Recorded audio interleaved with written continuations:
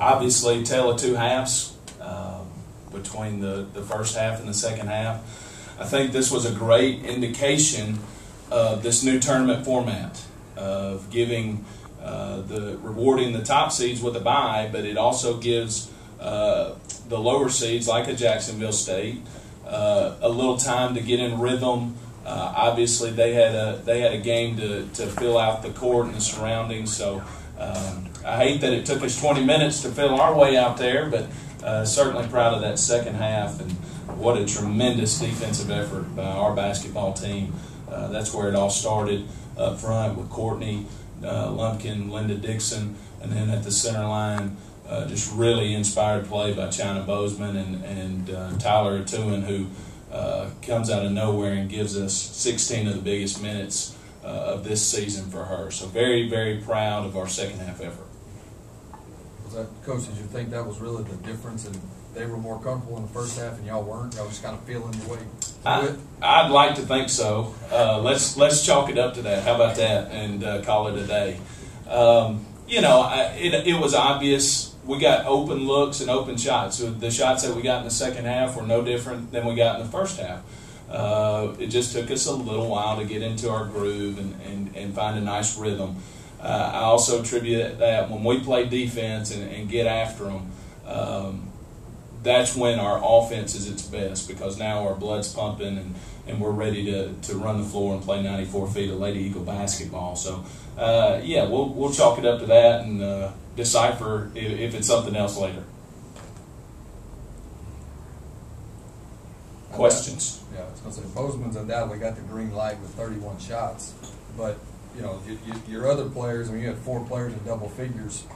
Is that a little more balanced like you'd like it? Absolutely. 31's pretty low for China. We normally 40, like to 42 at home. Hit the C note. Somebody asked me earlier before we came to Nashville and Moorhead, well, Coach, why you shoot too many threes? Well, it's because we can't shoot fours. So we're just going to take as many. We're not the biggest team here.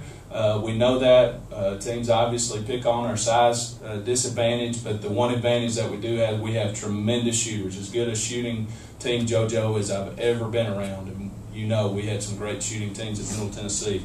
I put these girls up against not only anybody in the OVC, anybody in the country shooting the basketball, especially these two sitting beside me.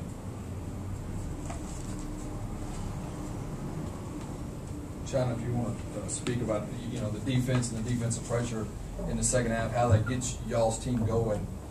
Really, both players can talk about that. Wow.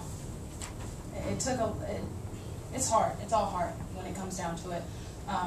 We got big minutes off the bench, and we trust our defense actually a little more than our offense sometimes. So we knew if we could get stops, that would push our offense forward, and that's exactly what we did. Get stops and score on the other end. Courtney, if you want to talk about the defense and how it changed the game.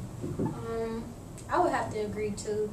I mean, we had to slow them down some. That's why we started running our press 22. It definitely took some of the time off the clock, and they were kind of flustered, so that helped out a whole lot.